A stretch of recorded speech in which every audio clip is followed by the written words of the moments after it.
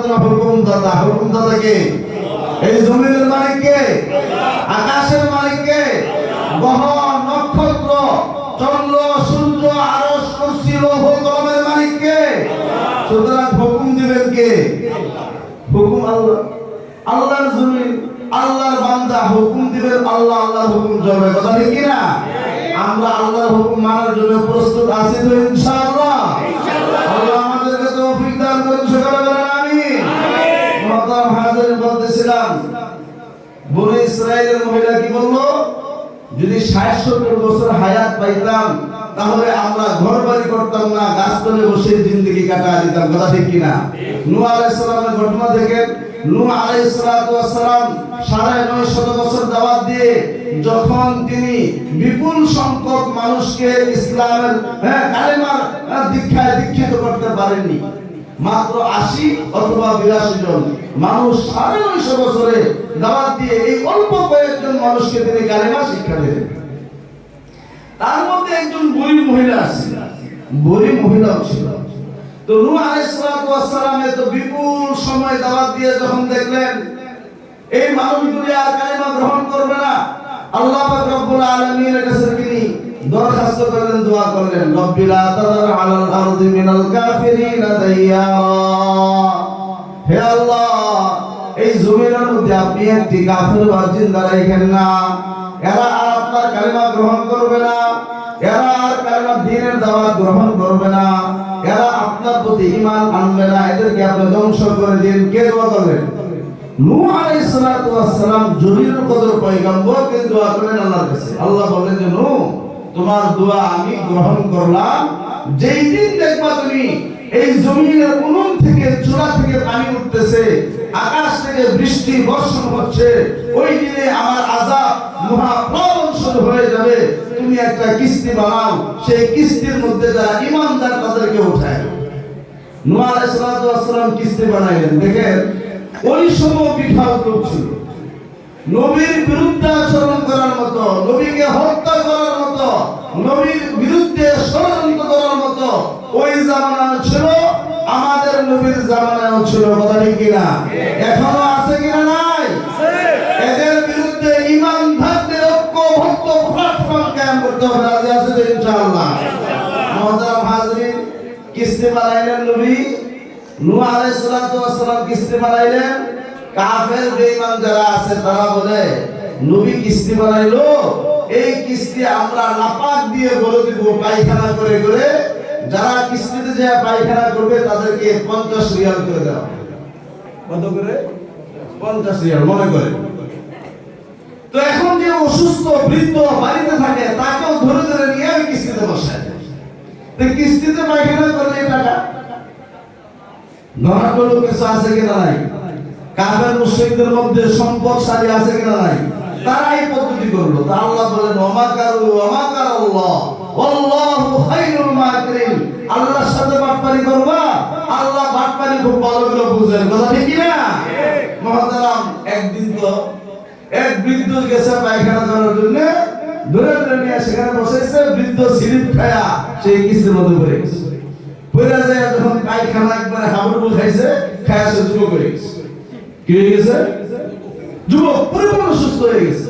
সুস্থ হয়ে যাওয়ার পরে পুরা দেশের মধ্যে যত বৃদ্ধ আছে, যত অসুস্থ আছে রোগী, সবগুলো নিয়ে সেই কিস্তির মধ্যে পায়খানার মধ্যে চুবায়।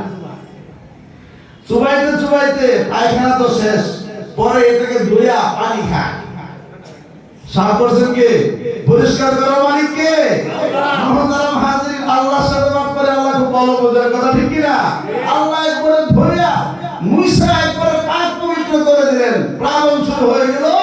নূহ আলাইহিস সালাম 80-82 জনকে নিয়ে উঠলেন, কিন্তু সেই বৃদ্ধা মহিলার কথা ভুলে গেলেন। একজন বৃদ্ধা মহিলা ঈমান আনছিল। বৃদ্ধা মহিলা বলছিল, নবী কখন প্লাবন আসে, আমি বৃদ্ধ মানুষ, আমি তো টের পাবো না, আমাকে আপনি মেহেরবানি করে আমাকে আপনি নিজ জিম্মাদারিতে নিয়ে কিস্তিতে উঠায়। নূহ আলাইহিস সালাম বলেন ইনশাআল্লাহ জি। নূহ আলাইহিস সালাম ভুলে গেলেন, উঠাইতে ভুলে গেলেন। প্লাবন 40 দিন থাকলো। কতদিন? 40 দিন। আরেকটা বিষয় দেখেন, নূহ আলাইহিস সালামের ছেলের নাম ছিল কানান। কি নাম ছিল? কেনান সে ছিল কাফের। যখন প্লাবন শুরু হয়ে গেল, কেনান পাহাড়ের উপরে উঠতে যাচ্ছে, নূহ আলাইহিস সালাম বললেন, কেনান এদিকে আসো। আল্লাহ রাব্বুল আলামিন তাকবীর করলেন, নবী এই কিস্তি ঈমানদার ছাড়া আর কেউ উঠতে পারবে না। কথা ঠিক কি না? আল্লাহ নিষেধ করলেন, নবীকে তাকবীর করলেন, কিন্তু পিতার দিলের মধ্যে সন্তানের দরদ আছে কিনা নাই? কেনান বলে, আব্বাজান আমার সেখানে উঠতে হবে না, যে পাহাড় দেখতেছেন উঁচা পাহাড়, আমি পাহাড়ের উপরে যেয়ে উঠবো। কেনান ছিল 60 হাত লম্বা, নিজেই 60 হাত লম্বা, আবার পাহাড় উঁচা, আমাকে প্লাবন ধরতে পারবে না, আমি পাহাড়ের উপরে উঠে যাবো। আল্লাহ দেখলেন পিতা পুত্রের এই যে একটা টানাটানি, আল্লাহ পিতাকে তাকবীর করলেন, সতর্ক করলেন। অতঃপর প্লাবনের এক ঢেউয়ের মাধ্যমে কেনানকে উড়ায় নিয়ে গেলেন কোন দেশে, আর কেনানের কোনো খোঁজ পাওয়া যায় নাই। আল্লাহ তাকবীর করলেন, সতর্ক করলেন, নবীকে সাবধান করলেন, ওহে নবী এই কিস্তিতে ঈমানদার কালিমা পড়নেওয়ালা ব্যক্তি ছাড়া আর কেউ এই কিস্তিতে উঠতে পারবে না। কথা ঠিক কি না? এই জন্য মুহতারাম, কালেমা এমন এক জিনিস, ঈমান এমন এক মহান দৌলতের নাম, যেই ঈমানের বদৌলতে হাসরের ময়দানে জান্নাত জাহান্নাম ফয়সালা হবে।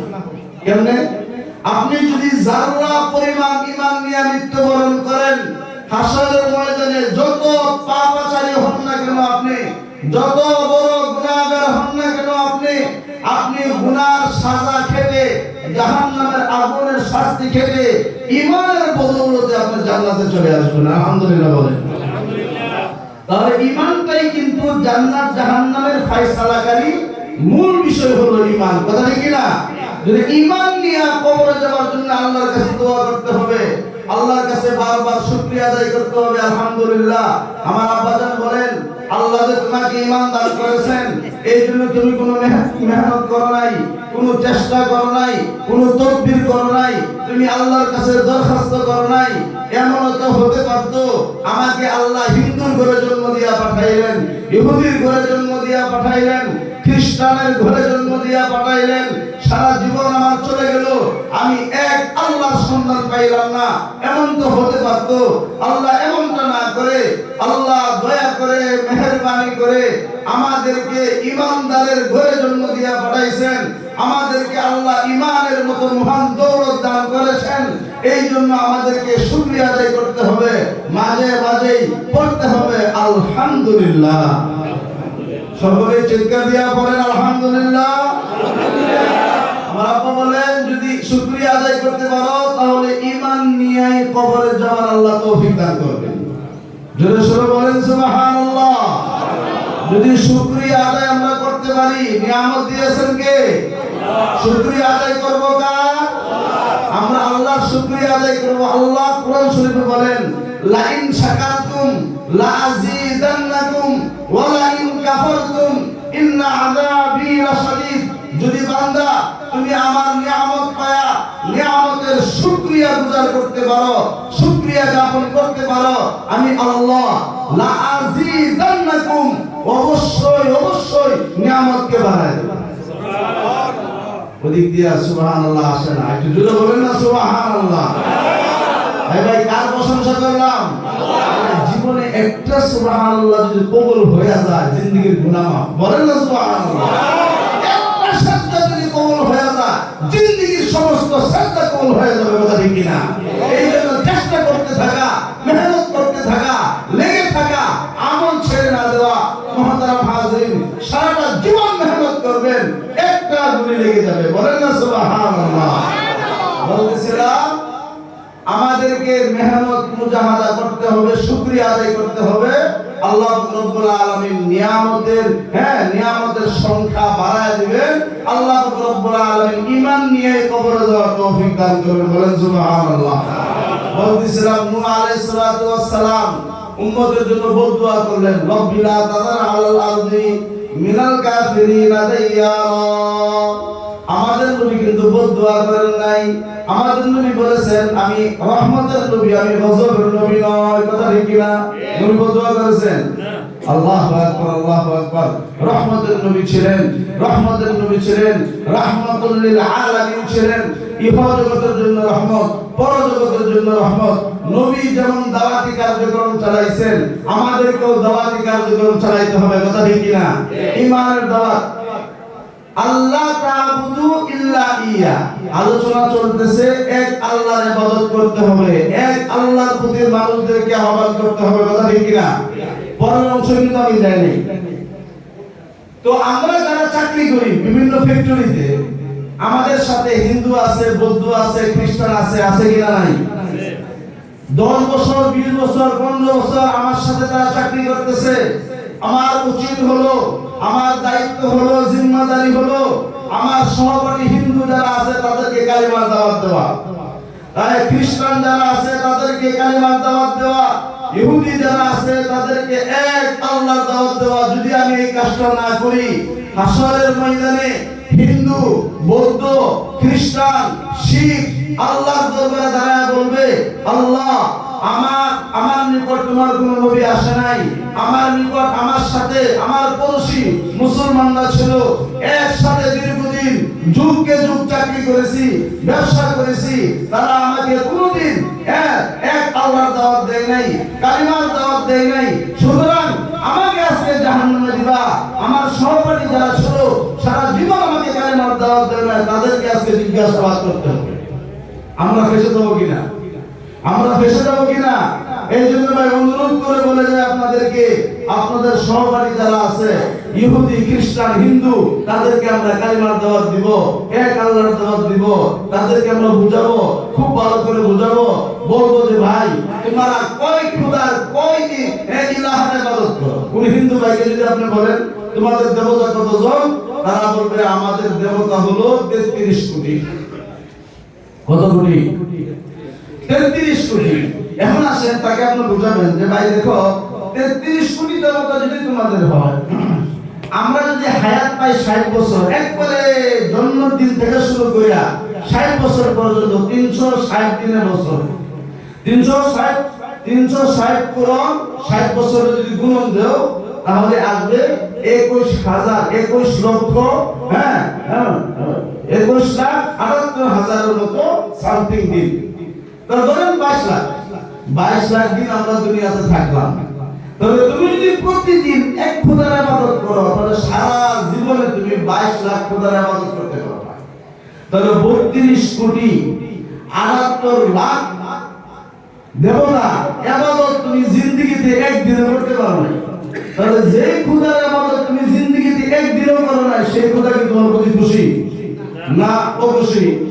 তাহলে খুশির সংখ্যা বেশি না বেরাজের সংখ্যা বেশি? নারাজের সংখ্যা বেশি। নারাজের সংখ্যা যদি বেশি হয় তাহলে তুমি মৃত্যুবরণ করলে তুমি স্বর্গে যাইবা না নরকে যাইবা? তাহলে তা তোমার জন্য নরক অবধারিত, কথা ঠিক কিনা? আমরা সারা জীবন ভর এক আল্লাহর ইবাদত করি, আমাদের আল্লাহর সাথে কোনো অংশীদার এবার জোরে বলেন কোনো অংশীদার নাই। বলেন কুল হুয়াল্লাহু আহাদ আল্লাহুস সামাদ লাম ইয়ালিদ ওয়া লাম ইউলাদ ওয়া লাম ইয়াকুল লাহু কুফুয়ান আহাদ। বলেন সুবহানাল্লাহ। আল্লাহ আল্লাহর পরিচয় দান করলেন। আল্লাহ বলতেছেন, বান্দা নবী আপনি আমার বান্দাদেরকে বলে দিন আল্লাহু আহাদ, আল্লাহ এক ও অদ্বিতীয়, আল্লাহ সমকক্ষ কেউ নাই, আল্লাহ কারো থেকে সৃষ্টি হন নাই, আল্লাহ কারো জন্ম দেন নাই, আল্লাহ সমকক্ষ কেউ নাই, আল্লাহ এক ও অদ্বিতীয়, কথা ঠিক কিনা? মুহতারাম পরিচয় আল্লাহ নিজে দিয়া দিলেন। আমরা দাওয়াত দিব ভাই এক আল্লাহর ইবাদত করো। 33 কোটি দেবতার ইবাদত তুমি সারা জীবন ভর করতে পারবে না। তোমার প্রতি 32 কোটির উপরে খোদা তোমার উপর অসন্তুষ্ট থাকবে, তোমার মরণে নরক অবধারিত হবে, কথা ঠিক কিনা? বুঝাইতে পারবো কিনা আমরা?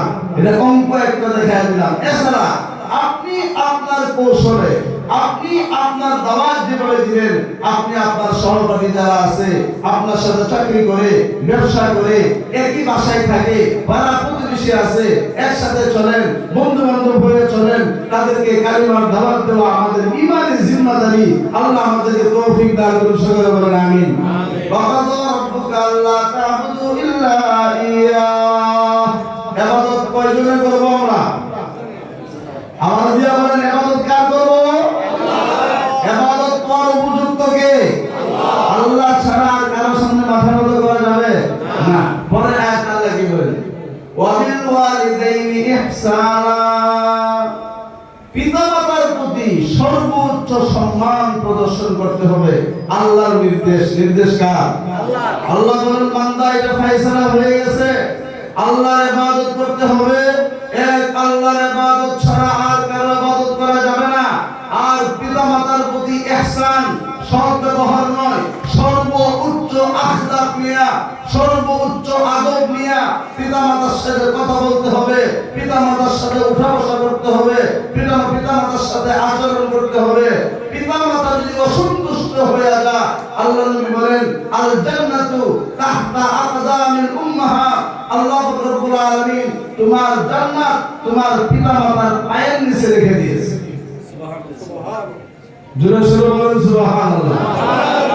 পিতামাতার পায়ের নিচে সন্তানের বেহেশত, সন্তানের জান্নাত। অর্থাৎ পিতামাতা যদি সন্তুষ্ট থাকেন ন্যায় সঙ্গত কারণে তোমার প্রতি, তাহলে আল্লাহ রাব্বুল আলামিন বলেন আমি আল্লাহ তোমাকে ক্ষমা করে দেব, পিতামাতার সন্তুষ্টির কারণে আমি আল্লাহ তোমার প্রতি সন্তুষ্ট হয়ে যাব। কথা ঠিক কিনা? এই জন্য ইবাদত করতে হবে কার? আল্লাহ।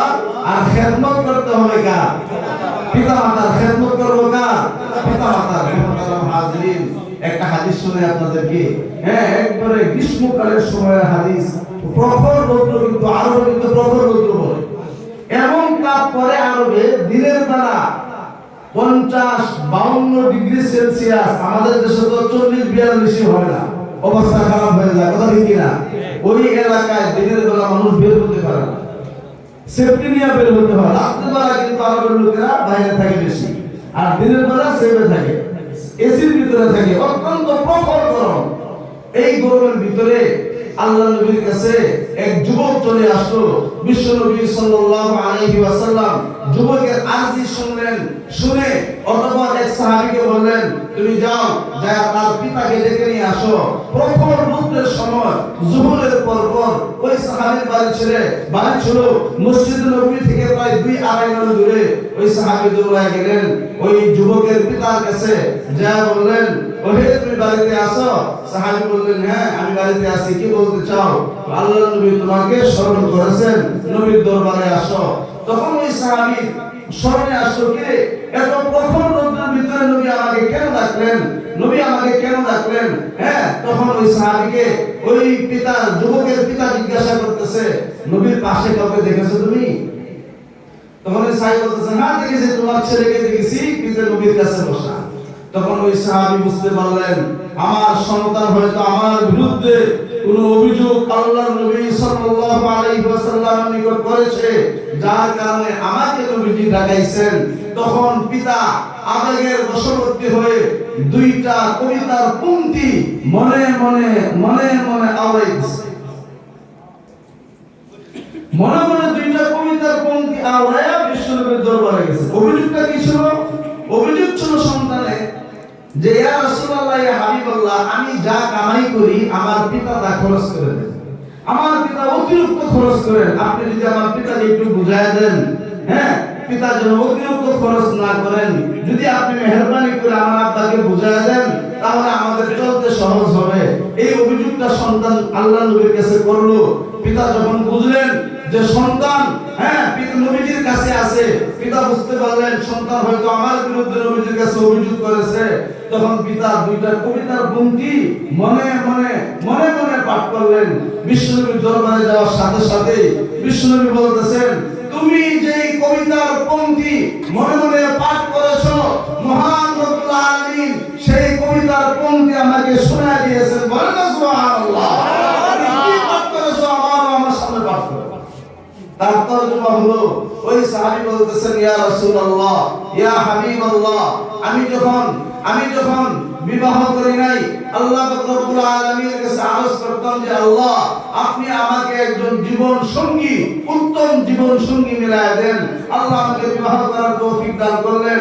অতঃপর আমি আল্লাহর কাছে দরখাস্ত করেছিলাম আল্লাহ আপনি আমাকে একটি সন্তান দান করেন, যেই সন্তান হবে আমার এই দুনিয়া আখিরাতের সম্পদ। আল্লাহ রাব্বুল আলামিন আমাকে সন্তান দান করলেন। সন্তান হওয়ার পর আমি আল্লাহর কাছে ওয়াদা করতে হয়েছিলাম ইয়া রাসূলুল্লাহ, আল্লাহর কাছে আমি ওয়াদা করেছি যে আল্লাহ আমি যতদিন জীবিত থাকবো আমি যেন আমার সন্তানের কল্যাণার্থে চিন্তা থাকি। আমি এতটুকুই বলেছি রাসূলুল্লাহ। এই কথা শুনে বিশ্বনবী চোখ দিয়া পানি চলে আসলো। আল্লাহ নবী বললেন, ওহে যুবক, আনতা ওয়া মালুকা লিআবিকা, তুমি এবং তোমার সমুদয় সম্পত্তি তোমার পিতার জন্য। বলেন সুবহানাল্লাহ। পিতা সন্তানের সম্পদ খরচ করতে সন্তানের অনুমতির দরকার নাই, শরীয়তের ফয়সালা। ভালো করে বুঝলেন? সন্তান এবং সন্তানের যাবতীয় সম্পদ পিতার। পিতা যে মেহনত কষ্ট মুজাহাদা করেছেন তোমাকে লালন পালন করার জন্য, এই দুনিয়ার মুখ দেখানোর জন্য, পৃথিবীতে আর কেউ তা করে নাই। পিতা মাতার চেয়ে বেশি কষ্ট আর কেউ করে নাই। কথা ঠিক কিনা? আল্লাহ নবী বললেন, আনতা ওয়া মালুকা লিআবিকা, তুমি এবং তোমার সমস্ত সম্পত্তি তোমার পিতার জন্য। পিতার সাথে নাফরমানি করা যাবে না। আমরা ওয়াজ শুনি সর্ব জায়গায় বক্তারা শুধু মার মর্যাদা বলে। কথা ঠিক কিনা? মার মর্যাদা, মা তিন গুণ, মা তিন গুণ। পিতার মর্যাদাও আছে, আছে কিনা নাই? এটা আছে কিনা নাই? মনে রাখতে হবে, সারাদিন মাথার গাম পায়ে ফেলে মাঠে ময়দানে ফ্যাক্টরিতে কাজ করে আমার পিতা শুধু আমাকে খাওয়ায় নাই, আমার পিতা আমার মাকে সহ আমার গোটা ফ্যামিলি আমার পিতা লালন পালন করেছে। কথা ঠিক কিনা? মনে রাখতে হবে, সন্তান পিতার মর্যাদা সম্মান কোন অংশে কম নয়। আল্লাহ নবী ঘোষণা দিয়ে দিলেন, আনতা ওয়া মালুকা লিআবিকা, তুমি এবং তোমার সমুদয় সম্পত্তি তোমার পিতার জন্য। সুতরাং পিতার সন্তুষ্টির উপর আল্লাহর সন্তুষ্টি তালাশ করো। আল্লাহ নবী সাল্লাল্লাহু আলাইহি ওয়াসাল্লাম পিতা-মাতার মর্যাদা দিতে যায় বলেছেন, আল জান্নাতু তাহতা আকদামিল উম্মাহাত। হে আমার উম্মতেরা, কান খুলে শুনে রাখো, হ্যাঁ সাবধান হও তোমরা, পিতা-মাতার সাথে সৎ ব্যবহার করো। পিতা-মাতার পায়ের নিচে আল্লাহ তোমাদের জান্নাত রেখে দিয়েছেন। সুবহানাল্লাহ। জোরে সরে বলেন সুবহানাল্লাহ। আল্লাহ কি বলেছেন? আল্লাহ কি বলেন কোরআনুল কারীমে? আল্লাহ বলেন, ওয়া বিল ওয়ালিদাইনি ইহসানা ইম্মা ইয়াবলুগান্না ইনদাকাল কিবারা আহাদুহুমা আও কিলাহুমা ফালা তাকুল লাহুমা উফফিন ওয়া লা তানহারহুমা ওয়া কুল লাহুমা কাওলান কারীমা। আল্লাহ রাব্বুল আলামিন বলেন, হে আমার বান্দারা, তোমার পিতামাতা যদি একজন তুমি জিন্দা পাও, বৃদ্ধ বয়সে পাও, অথবা উভয়জনই পাও, তাদের সাথে কাওলান কারীমা, সর্বোত্তম আদব নিয়ে কথা বলো। কোন সন্তান পিতামাতার সামনে চোখ গরম করতে পারবে না। কোন সন্তান পিতামাতার আওয়াজের সামনে আওয়াজকে উঁচু করতে পারবে না। কোন সন্তান পিতামাতার সামনে ধমকের সাথে কথা বলতে পারবে না। আল্লাহ বলেন, বিয়াদব ছেলে, বিয়াদব মেয়ে, তোর সারা জীবনের আমল আমি আল্লাহ ধ্বংস করে দেব। পিতামাতার অসন্তুষ্টির উপরে আমি আল্লাহ অসন্তুষ্ট, পিতামাতার সন্তুষ্টির উপরে আমি আল্লাহ সন্তুষ্ট। সুবহানাল্লাহ। যুবক ভাইরা সাবধান, কোন যদি অনুরোধ করে বলে যায় পিতামাতার সাথে বেয়াদবি করা যাবে না, ইহকাল ধ্বংস হবে, পরকাল ধ্বংস হবে। আরেকটা ঘটনা আপনাদেরকে শোনাই, বাগদাদ নগরীর এক যুবকের ঘটনা। এক যুবক হজ করতে যাবে, হজ করতে গিয়েছে। হজ করতে যায়, আপনারা জানেন কাবা ঘরের চতুর্দিক দিয়ে তাওয়াফ করতে হয়। 7 বার তাওয়াফ করলে একটা তাওয়াফ হয়, 7 বার চক্কর দিলে এক তাওয়াফ। তো ওই যুবক যখন তাওয়াফ করতেছে কাবা ঘর, তখন তার মাথার মধ্যে একটা টুকরি। তো ওই সময় আব্দুল্লাহ ইবনে মুবারক, আপনার নাম শুনছেন কিনা? আব্দুল্লাহ ইবনে মুবারক ইমাম আবু হানিফার ছাত্র, ইমাম বুখারীর উস্তাদ। বলেন না সুবহানাল্লাহ। ইমাম বুখারীর উস্তাদ আব্দুল্লাহ ইবনে মুবারক রাইসুল মুহাদ্দিসিন। জগতের যত মুহাদ্দিসিনে কেরাম আসছেন, সকল মুহাদ্দিসের সর্দার যিনি, তিনি হলেন আব্দুল্লাহ ইবনে মুবারক। তিনি তাওয়াফ করে হাতিমে কাবা 2 রাকাত নামাজ পড়ে তিনি বসে রইলেন। এই মুহূর্তে তিনি দেখতেছেন একটা যুবক তাওয়াফ করতেছে, তার মাথার মধ্যে একটা টুকরি। তিনি চিন্তা করলেন, হয়তো এই যুবকে তার গাঁটটি নিয়ে তাওয়াফ করতেছে।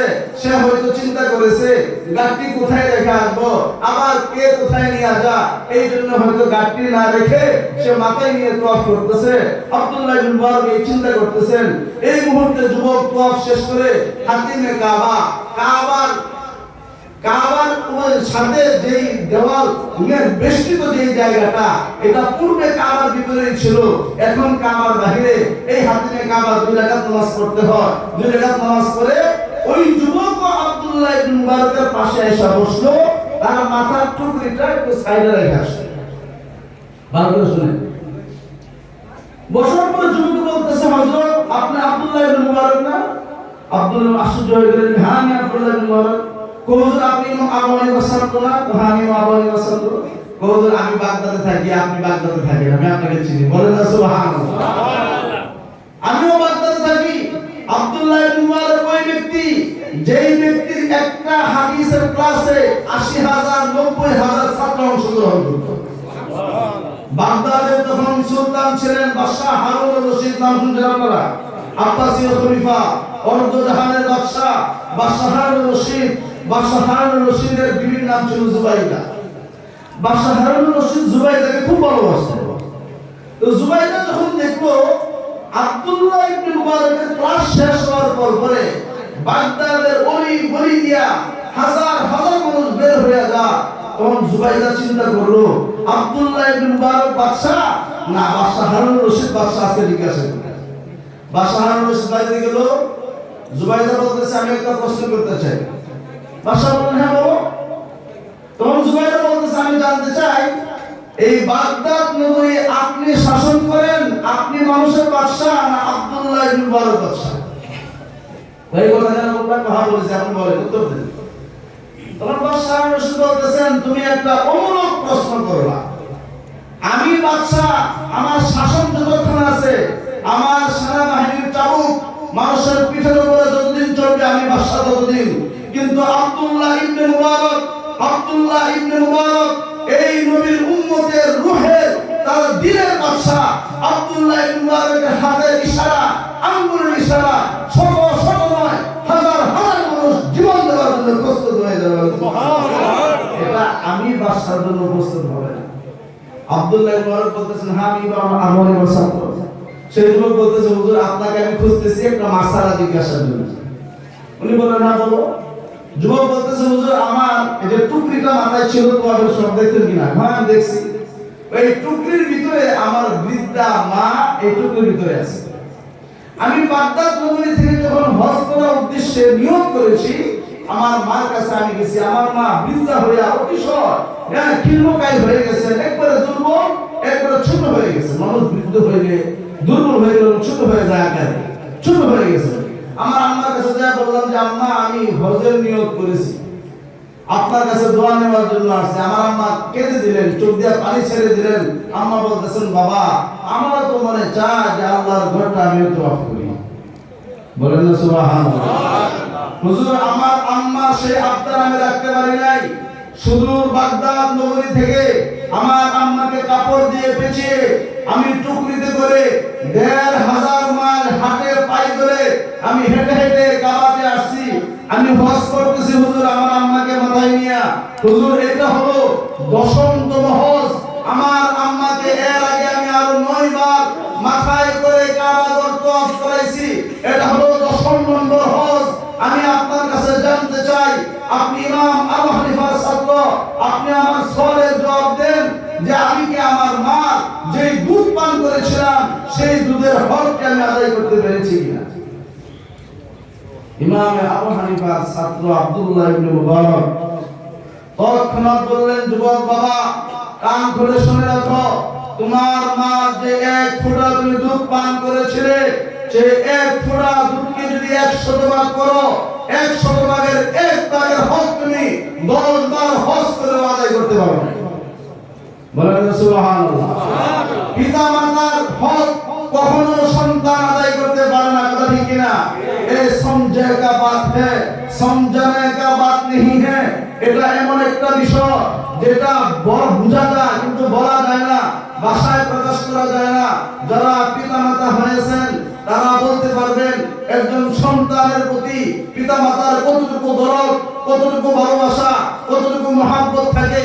সন্তান অসুস্থ হয়ে গেলে পিতামাতা অস্থির থাকে, রাত্রে ঘুম হারাম হয়ে যায়, যখন ঘরে খাবার না থাকে, পিতামাতা নিজে অভুক্ত থেকে, নিজে ক্ষুধার্ত থেকে সন্তানের মুখের উপরে খানা উঠে। কথা দেখি না ভাই? এটা কি বলে বোঝানো যাবে?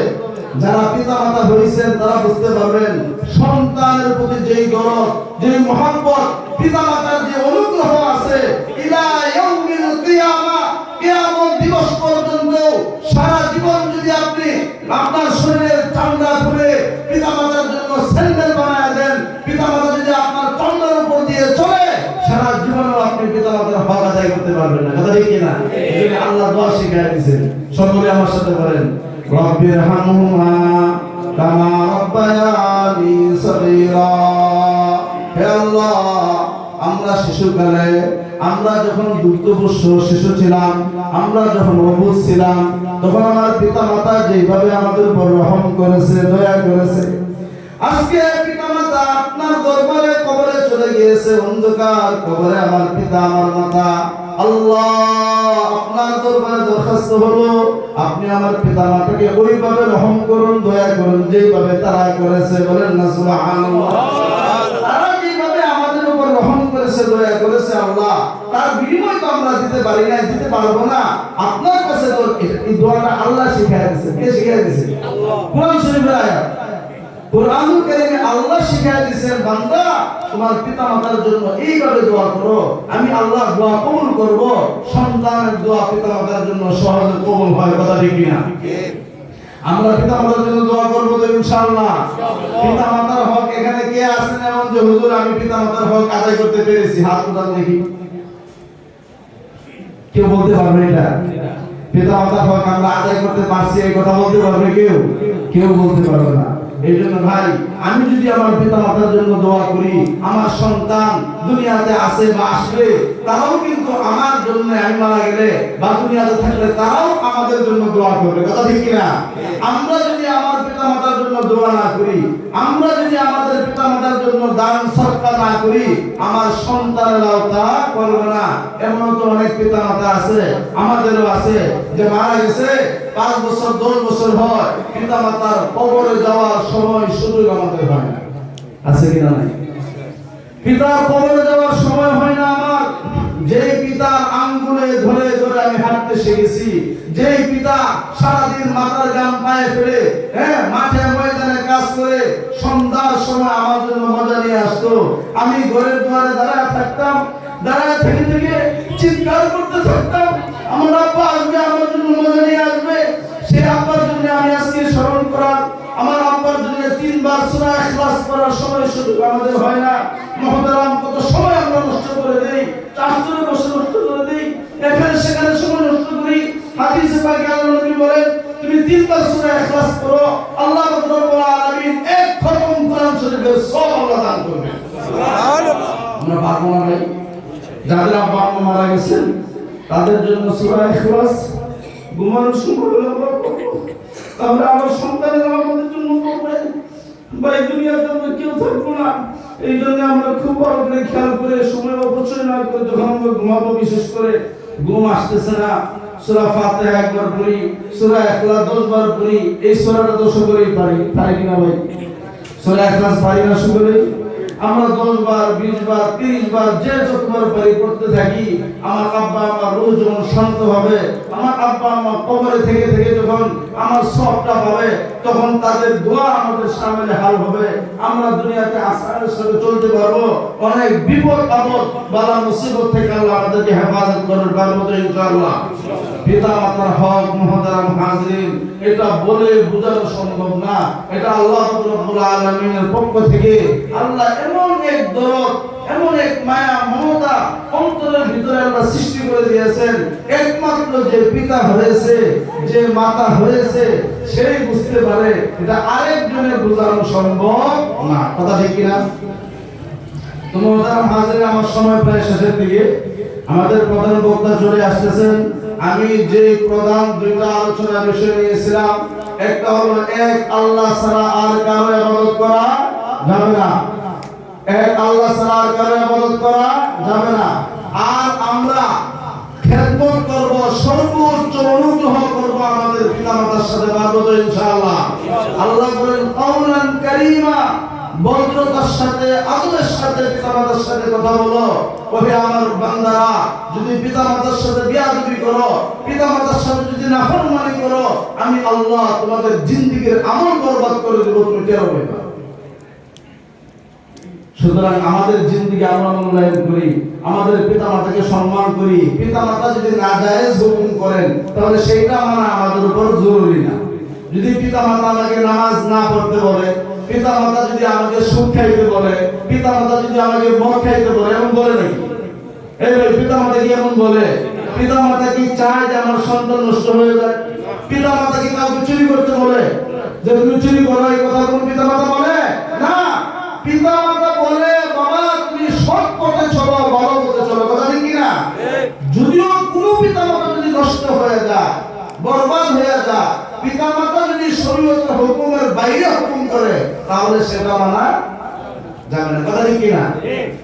লা তাআতা লিমাখলুকিন ফি মাসিয়াতিল খালিক, কোন মাখলুকের অনুসরণ করা যাবে না আল্লাহর নাফরমানি করে, কথা ঠিক কিনা?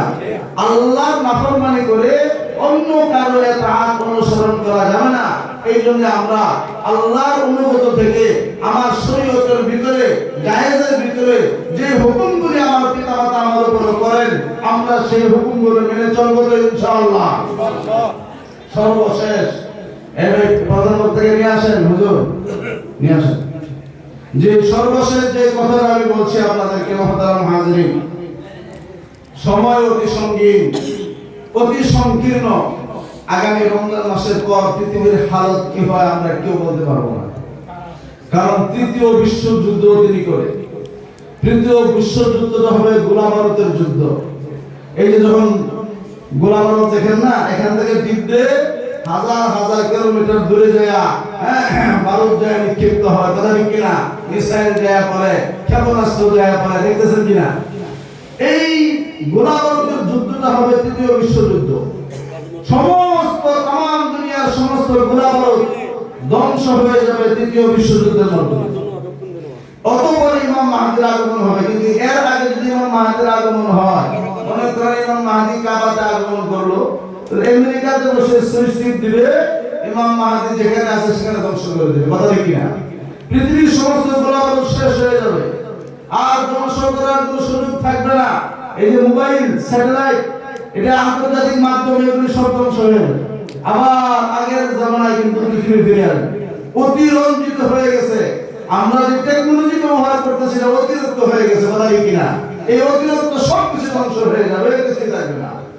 অতঃপর তৃতীয় বিশ্বযুদ্ধের পর পৃথিবী আবার এক প্রান্ত থেকে অপর প্রান্ত, মাশরিক থেকে মাগরিব, শিমাল থেকে জুনুব, তাম দুনিয়া সমস্ত কান্ট্রিগুলো, দেশগুলো এক পথযাত্রায় চলে আসবে, বলেন সুবহানাল্লাহ।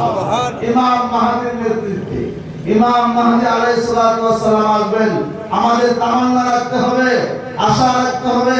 আল্লাহর নবীর হাদিস, বিশ্বনবী বলেন, আমার যে উম্মত আল্লাহর রাস্তায় যুদ্ধ করলো না, যুদ্ধ করার জন্য তামান্না রাখলো না, আশা রাখলো না, সেই উম্মত ধ্বংস হয়ে যাক, সেই উম্মত ইহুদি হয়ে মরুক, খ্রিস্টান হয়ে মরুক, আমি নবীর কোনো দায়ভার নাই। সুতরাং আমরা আল্লাহর দ্বীন আল্লাহর জমিনে বাস্তবায়ন করার জন্য, প্রতিষ্ঠা করার জন্য, আল্লাহর দ্বীনকে আল্লাহর জমিনে সর্বোচ্চ শিখরে ওঠানোর জন্য আমরা আপ্রাণ চেষ্টা চালাবো। যুদ্ধ করার জন্য, আল্লাহর রাস্তা যুদ্ধ করার জন্য আমরা মনে মনে আশা রাখবো, তামান্না রাখবো। আল্লাহ রাব্বুল আলামিন আমাদেরকে যেন আল্লাহর রাস্তায় যুদ্ধ করতে করতে সাহাবায়ে কেরামের মতো যেন শাহাদাতের মওত দান করেন, সকলে বলেন আমিন। আমরা শাহাদাতের মওত চাই না? শাহাদাতের মওত হলো যে শহীদ হয়ে মারা যাবে, মারা যাবে শহীদ হয়ে, তার কোনো হিসাব নিকাশ নাই, বিনা হিসাব জান্নাত। জোরে জোরে বলেন না সুবহানাল্লাহ। হিসাব দিয়া জান্নাতে যাওয়া যাবে? যত বড় ইবাদতকারী হোক, হিসাব দিয়া জান্নাতে যেতে পারবেন? এই ভাই, এই যে মনে করেন 30 ফুট 20 ফিট উপরে ডাব গাছে, যে ডাবের ভিতরে একবারে বিশুদ্ধ পানি কে রেখে দিয়েছেন? আল্লাহ। বিশুদ্ধ পানিটা আল্লাহ সেখানে রেখে দিয়েছেন। এই ডাবের পানি যে আপনি পান করলেন, সাবমার্সিবল, এই যে আমাদের মাটির নিচ থেকে আমরা বিশুদ্ধ পানি উঠাই দিছি, এই যে পানিটা কে দান করলেন? বিশুদ্ধ আল্লাহ। পৃথিবীর কোন বিজ্ঞানী পানি বানাইতে পারে না, রক্ত বানাইতে পারে না। বলেন না সুবহানাল্লাহ। পানি আল্লাহ প্রদত্ত সম্পদ, নিয়ামত। আল্লাহ যদি বলেন বান্দা হাজার হাজার নয়, লক্ষ লক্ষ নয়, কোটি কোটি লিটার পানি তুমি পান করেছো, কথা ঠিক কি না?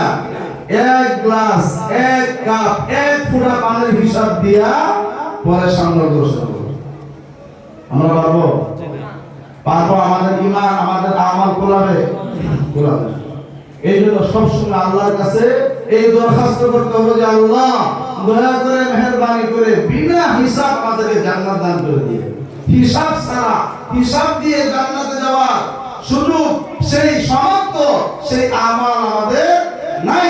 আমরা আল্লাহর কাছে দরখাস্ত করব আর শাহাদাতের তামান্না রাখবো।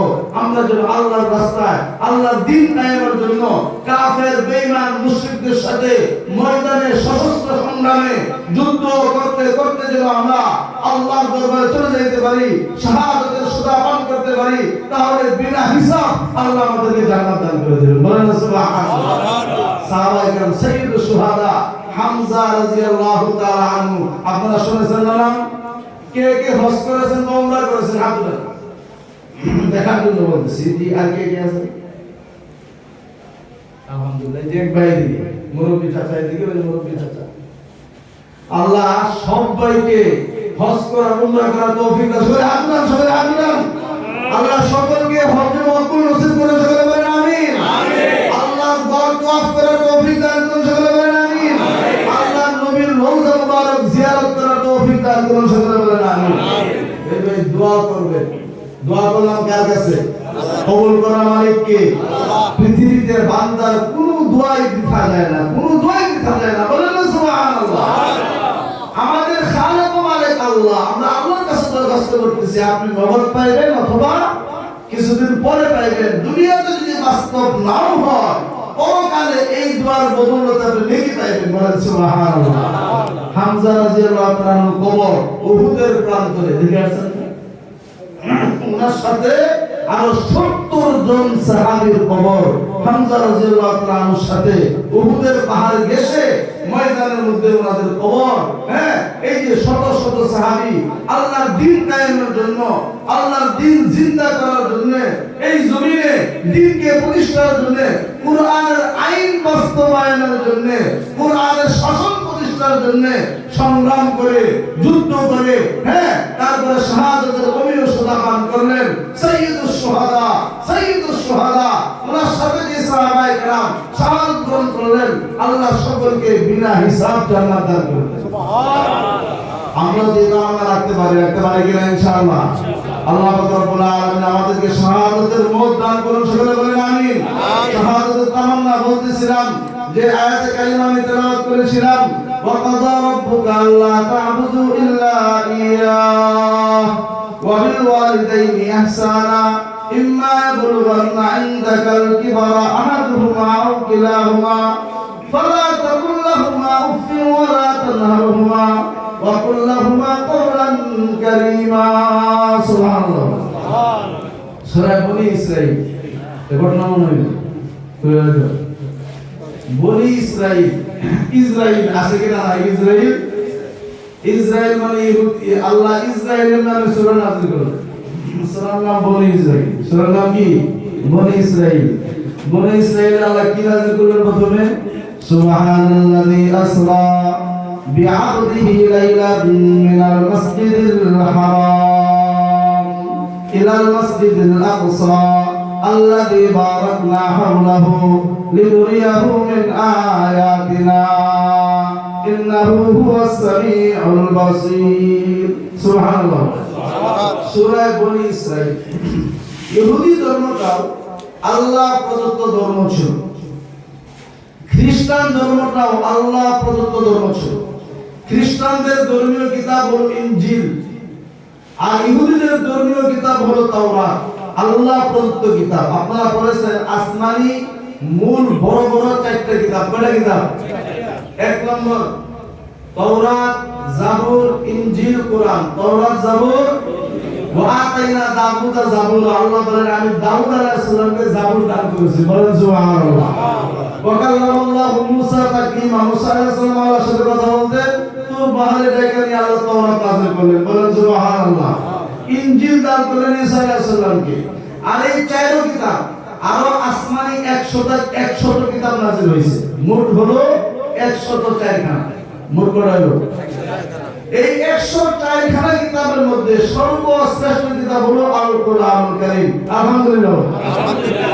এই আল কোরআনুল কারীম আল্লাহ আমাদের উপর নাযিল করেছেন। কাদের উপর নাযিল করেছেন?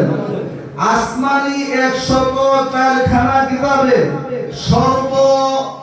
উৎকৃষ্ট এবং সর্বশ্রেষ্ঠ এই 104 খানা কিতাবের মধ্যে কোরআন এবং এই আল কোরআনের মধ্যে সমস্ত আসমানি কিতাবের সার নির্যাস, মূল কথা, মুদ্রা কথা, সার কথা আল্লাহ আল কোরআনুল কারীমের মধ্যে নিয়ে এসেছেন। বলেন সুবহানাল্লাহ। তা আমরা আল কোরআনুল কারীম পায়া খুশি না বেজার? খুশি। জোরে সরে বলেন খুশি না বেজার? খুশি। আল্লাহ সর্বশ্রেষ্ঠ কিতাব দিলেন। আরেকটা নিয়ামত আছে, সর্বশ্রেষ্ঠ কিতাব দিলেন, সর্বশ্রেষ্ঠ নবী দিলেন। কথা কি না? আমাদের নবী সকল নবীর নবী। বলেন সুবহানাল্লাহ।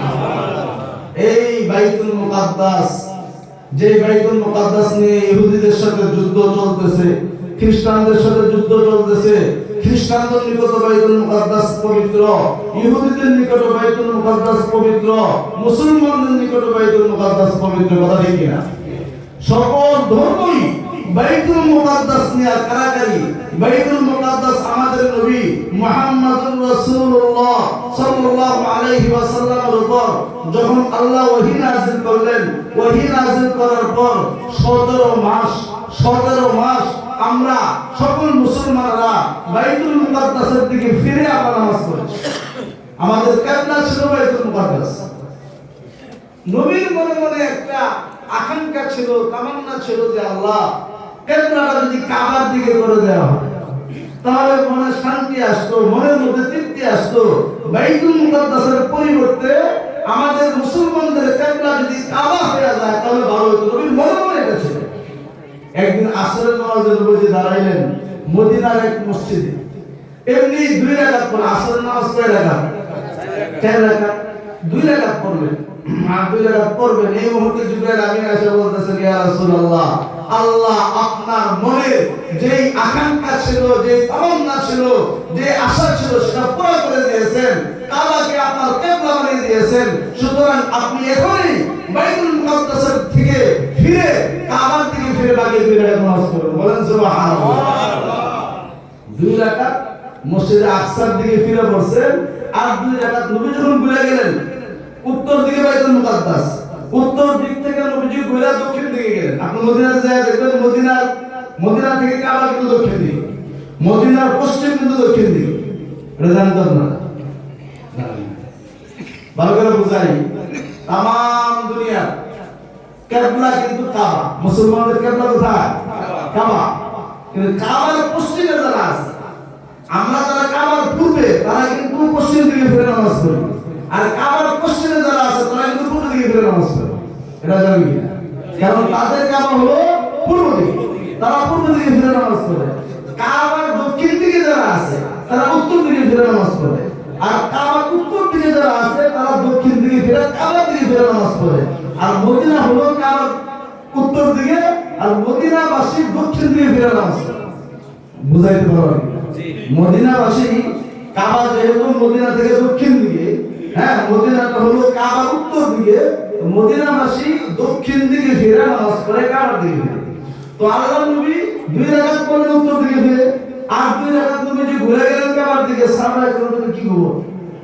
নবী 4 রাকাত নামাজের জন্য দাঁড়াইলো, কিবলা দিকে ফিরে, হঠাৎ নবী যে ঘুরে গেল। সাহাবায়ে কেরাম একে একে সকলেই নবীর একটা দায়িত্ব বিহার ইমাম। কথা ঠিক কিনা? আপনারা যখন ইমামের পিছনে নামাজে দাঁড়ান, ইমাম সাহেব রুকুতে গেলে আপনি দাঁড়ায় থাকেন, ইমাম সাহেব সেজদায় গেলে আপনি কি রুকুতে যায় দাঁড়ায় থাকেন না? ইমাম সাহেব যেটা করে আপনার জন্য ওটা জরুরি। কথা ঠিক কিনা?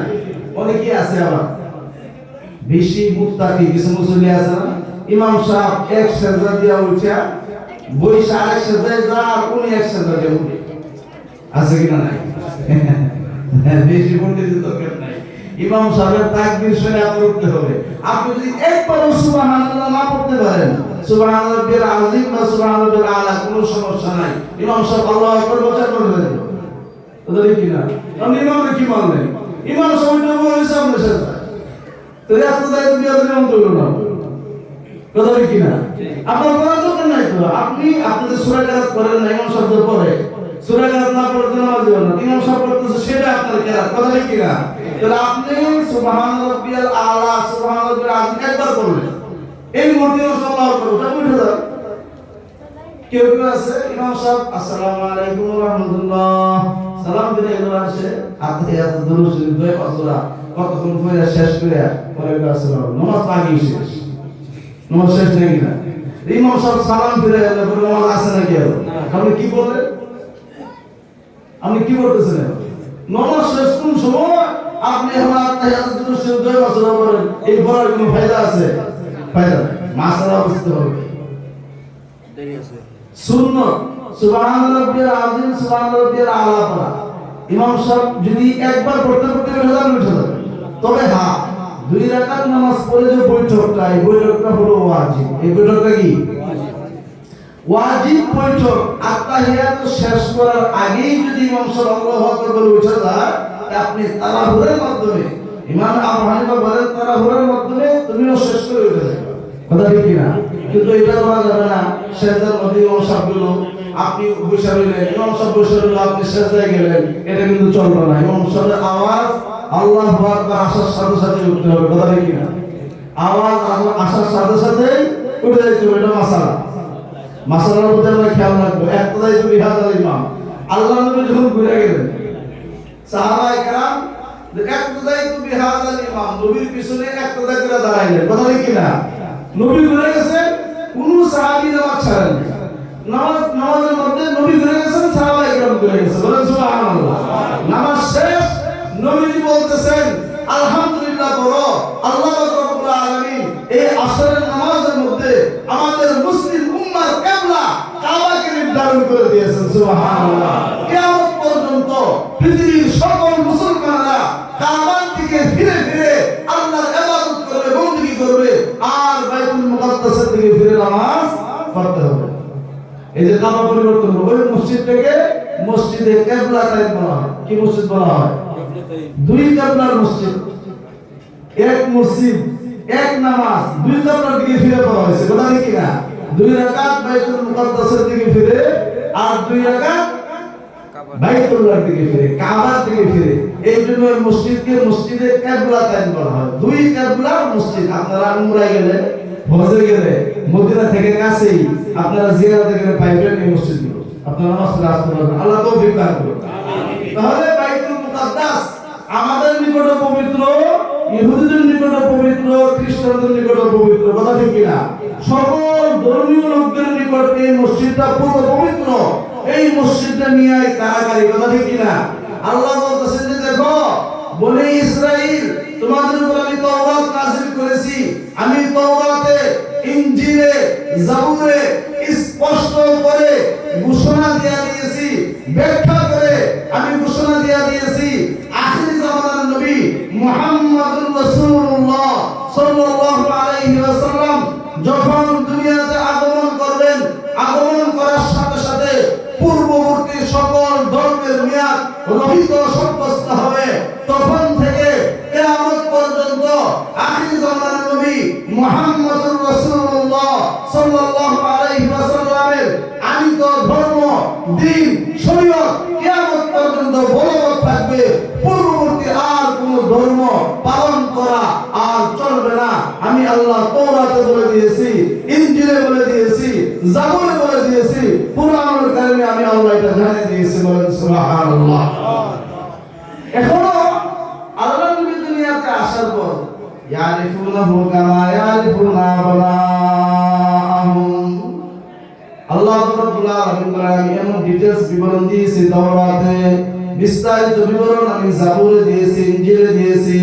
এই বিবরণ দেওয়ার পর পিতা যেমন তার সন্তানকে দেখলে চিনতে ভুল করে না, সন্তান পিতাকে দেখলে দেখতে ভুল করে না, কথা ঠিক কিনা? আমি এমন বিবরণ দিয়েছি তাওরাতে, জাবুরে, ইনজিলে, আখির জামানার নবী মুহাম্মদুর রাসূলুল্লাহ সাল্লাল্লাহু আলাইহি ওয়াসাল্লামকে দেখেও তারা কখনো চিনতে ভুল করবে না। বলেন সুবহানাল্লাহ। তারাও চিন্তা ভুল করবে না। এত বিবরণ আমি দিয়েছি। মুহাম্মদুর রাসূলুল্লাহর দেহটা কেমন হবে, তার মাথা কেমন হবে, তার কান কেমন হবে, কপাল কেমন হবে, চোখ কেমন হবে, নাক কেমন হবে, ঠোঁট কেমন হবে, দাড়ি মুবারক কেমন হবে, হাত পা কেমন হবে, দেহের অবয়ব কেমন হবে, তার ব্যবহার কেমন হবে, আচার অনুষ্ঠান কেমন হবে, লেনদেন কেমন হবে, চলাফেরা কেমন হবে, কোন বংশে জন্মগ্রহণ করবে, বিস্তারিত বিবরণ আমি সকল কিতাবে দিয়ে দিয়েছি এবং বলে দিয়েছি উনি দুনিয়াতে আসার পর পূর্ববর্তী আর কোন ধর্ম পালন করা চলবে না। এই কথা বুঝা যাচ্ছে? এরপরেও তারা নবী আসার পরেও ইহুদিরা ইহুদি রয়ে গেল, খ্রিস্টানরা খ্রিস্টান রয়ে গেল, তারা পৌত্তলিক যারা ছিল মূর্তি পূজক তারা এখনো আছে, মূর্তি পূজকরা তখনও ছিল। কাবা ঘরে 360টা মূর্তি স্থাপন করেছিল। কয়টা মূর্তি? আল্লাহ নবী 13 বছর দাওয়াত দিলেন মক্কাতে। কত বছর? 13 বছর নবীজি মানুষের হাত বোলাইলেন, পিঠে হাত বোলাইলেন, মাথায় হাত দিলেন, হাতে হাত রাখলেন, দাওয়াত দিলেন, কালেমা গ্রহণ করলো না। কাবার ভিতরে 360টা মূর্তি রেখে তারা তওয়াফ করে। তারা জাহিলি যুগে উলঙ্গ হয়ে তওয়াফ করত, নারী পুরুষ। বলেন নাউযুবিল্লাহ। তাদের একটা দলিল ছিল। কি দলিল? যেই কাপড় চোপড় নিয়ে আমরা আল্লাহর নাফরমানি করেছি, যেই কাপড় চোপড় নিয়ে আমরা গুনাহ কাজ করেছি, সেই কাপড় চোপড় নিয়ে কাবা ঘরের মতো পবিত্র ঘর তওয়াফ করা যাবে না। সুতরাং নারী পুরুষ উলঙ্গ হয়ে কাবা ঘরের মতো পবিত্র ঘর তওয়াফ করতে হবে। এই জন্য নারী পুরুষ উলঙ্গ হয়ে কাবা ঘর তওয়াফ করতে আর বলতো তারা লাব্বাইক আল্লাহুম্মা লাব্বাইক লা শারীকা লাকা ইল্লা হাযিহিল আসনাম। হে আল্লাহ, হে আল্লাহ, তোমার দরবারে হাজিরা দিলাম, তোমার দরবারে হাজিরা দিলাম, তোমার কোনো অংশীদার নাই এই মূর্তিগুলি ব্যতীত। করো না, তোমার কোনো অংশীদার নাই এই মূর্তিগুলি ছাড়া। মানে এই মূর্তিগুলি একমাত্র তোমার অংশীদার। দেখেন, আগে থেকে তারা কাবা তওয়াফ করত, কাবা ঘর যে আল্লাহর ঘর এটাও তারা জানতো, কিন্তু আল্লাহর সাথে তারা শিরক করত, আল্লাহর সাথে শিরক করত। এই শিরকের ব্যাপারে আল্লাহ বলেন ইন্নাল্লাহা নিশ্চয় আল্লাহ লা ইয়াগফিরু ক্ষমা করবেন না আই ইউশরাকা বিহি, যারা আল্লাহর সাথে শিরক করে তাদের গুনাহ আল্লাহ ক্ষমা করবেন না। তারা মৃত্যুবরণ করার পর তারা জাহান্নামে যাবে, খালিদান মুখাল্লাদান ফিহা আবাদান, চিরস্থায়ীভাবে তারা জাহান্নামে থাকবে। বলে নাউযুবিল্লাহ। তারা তওয়াফ করতে গেল, উলঙ্গ হয়ে তওয়াফ করত, কাবা ঘরে পবিত্রতা রক্ষার্থে তওয়াফ করত, আল্লাহর দরবারে হাজিরা দিত আর বলতো তোমার এই মূর্তিগুলি ছাড়া আর কোনো অংশীদার নাই, আর কোনো অংশীদার নাই। এই যে কথাগুলি তারা বলতো, মুহতারাম হাজিরিন, এখনো মূর্তি পূজকরা আছে কিনা নাই? এখনো ইহুদিরা আছে কিনা নাই? খ্রিস্টানরা এখনো আছে কিনা নাই? তারা নবীর জামানায় নবীর মিশনকে, নবীর দাওয়াতকে নস্বাত করে দেওয়ার জন্য, বানচাল করে দেওয়ার জন্য আপ্রাণ চেষ্টা করেছে, ষড়যন্ত্র করেছে। আল্লাহ রাব্বুল আলামিন নবীর মিশনকে বাস্তবায়ন করেছেন, প্রতিষ্ঠিত করেছেন। এখনো আল্লাহ বলেন আলা ইন্না রাসূলুল্লাহি কারীম, যে ব্যক্তি কোরআন হাদিসের উপরে অটল অবিচল থাকবে, ঈমানের দাবির উপরে অটল থাকবে, আল্লাহ বলেন আমার নুসরত, আমার সাহায্য তোমার উপর অতি অতি দ্রুততার সাথে তোমার উপর আমার সাহায্য আসবে। বলেন সুবহানাল্লাহ। মুহতারাম সাহেব হুজুর, প্রধান আজকে আমাদের প্রধান মেহমান ইতিমধ্যে আমাদের মাঝে চলে এসেছেন। আপনারা জানেন সুদূর নাটোর থেকে আগত তিনি, রাজশাহী নাটোর, অনেক দূর, কথা ঠিক কিনা? ওনার আলোচনার মাধ্যমে আমাদের আজকের আলোচনা শেষ হয়ে যাবে ইনশাআল্লাহ। মুফতি আনোয়ার হোসেন জিহাদি সাহেব এখনই কিছু